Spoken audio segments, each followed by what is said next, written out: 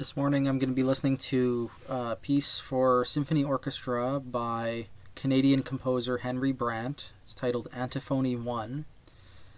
And I've never covered a piece by Brant before, so we're going to just look at the front matter of the score a little bit and then try to find some biographical info on the composer, and then hopefully have a nice little listening session here. The instrumentation, it looks like, for this one is 3-3-3-0, right? And then 4-3-3-0, and then 3 percussionists and timpani, and then strings. Then there's a couple optional things. So the string orchestra could be a clarinet choir instead, and you additionally could have a choir. So it seems like there's some variability here.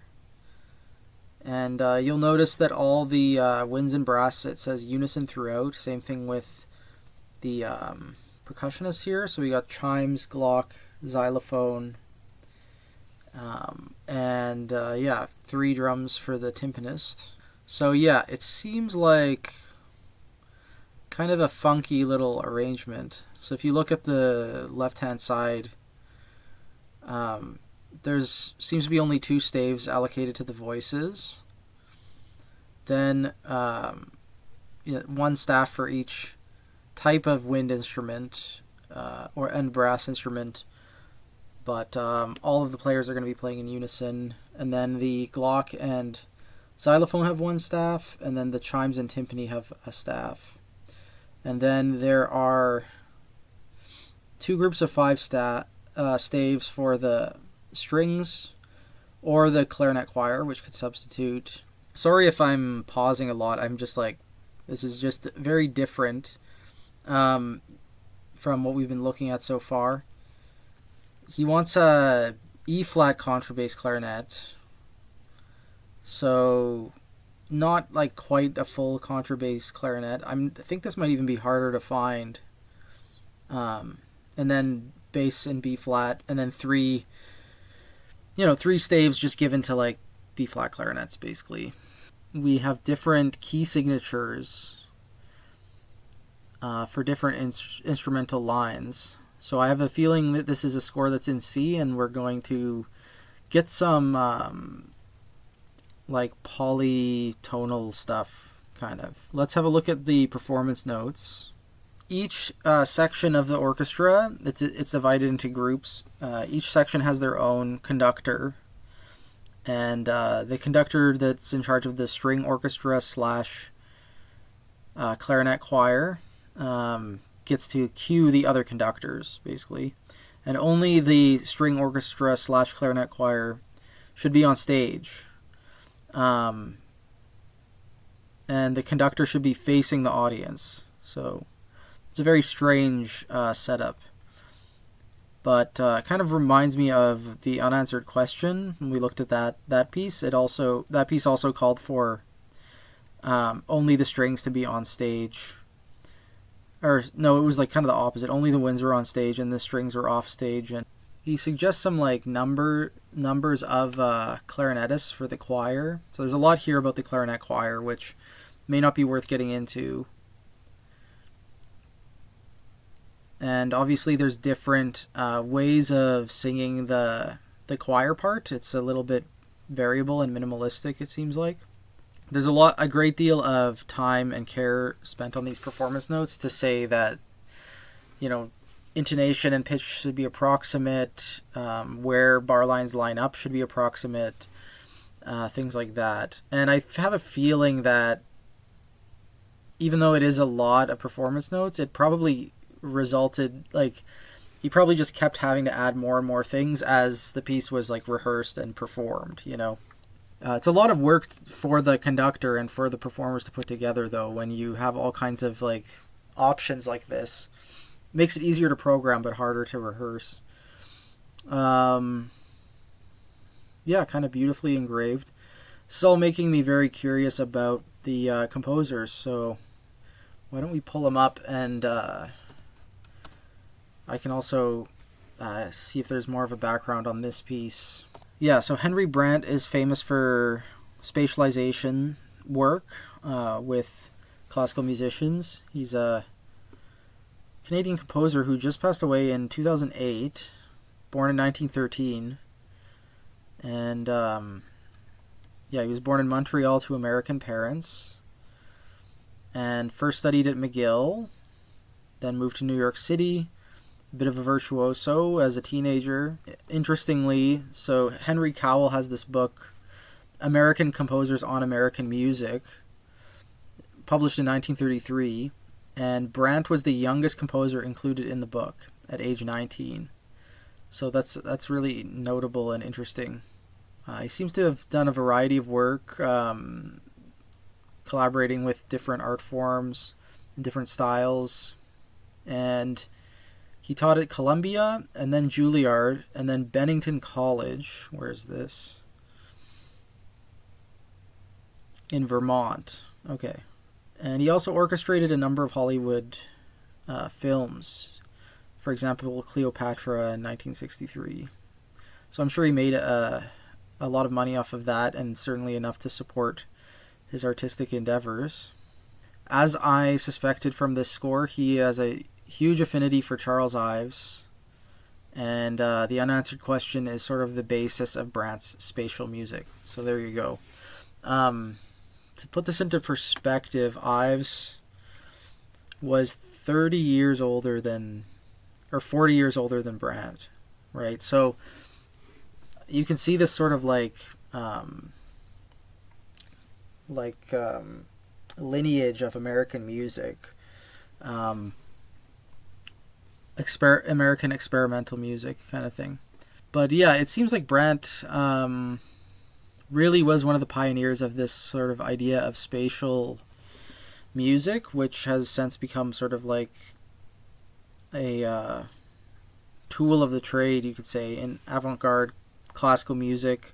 We've seen it a lot in the scores of Javier Torres Maldonado, and we've seen it in some other scores. I'm sure it was, like most experimental things, it was bigger in the 60s and 70s, but yeah, it's kind of interesting that this Canadian composer is sort of latched onto that and made it his whole thing. So you have the strings on stage, then you have these four other groups: woodwinds, brass, horns, and percussion. I assume situated around the audience somewhere, but the conductors have to be able to see the conductor on stage, which I guess explains the orientation of the principal conductor towards the audience. Maybe you'd put the singers at the back if you did use a choir.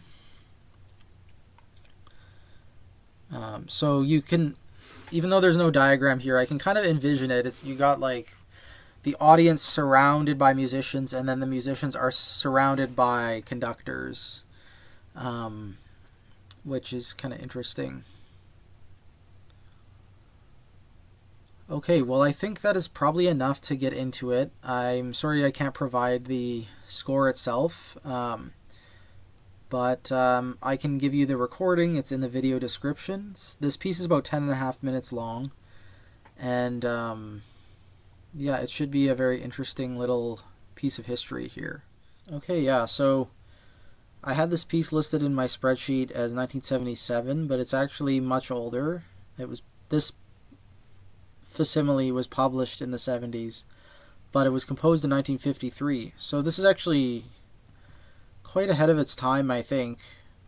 Although there was a lot going on in the 1950s in modernist music, and certainly there's a lot of Webern and Stravinsky and Schoenberg, maybe some Stravinsky, that sounds rhythmically more interesting than this, even without doing the polytempo thing.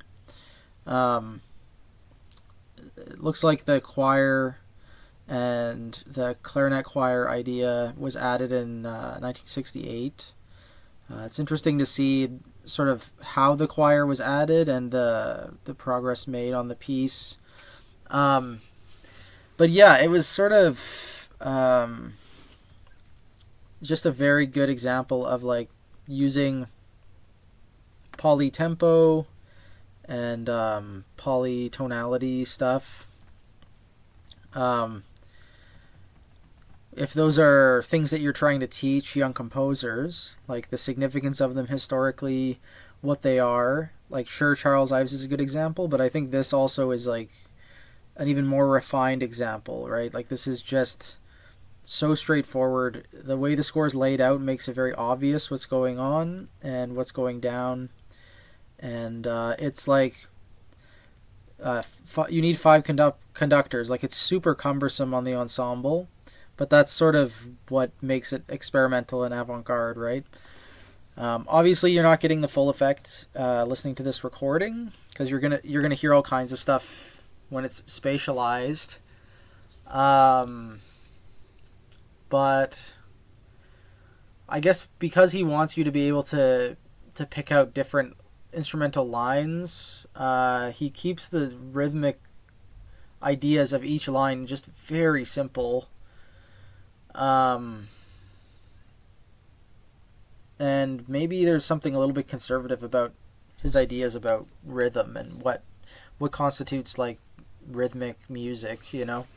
Because we've listened to a lot of stuff on this channel that is more interesting rhythmically, like without using polytempo. Like anything by Ligeti that's textural is, you know, any sort of like micro polyphonic thing is a little bit more advanced than what's going on here, I think.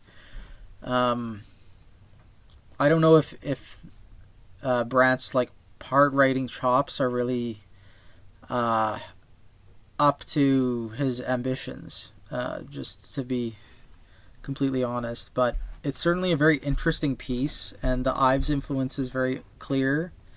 And there's something interesting about how carefully it's planned out. I like how each of the four choirs is introduced on top of the strings at the beginning, and then you get a really nice moment towards the end where everything cuts out in the strings except for the low E on the basses, and then you get this very satisfying like climax at the end, almost like a new idea is going to start. But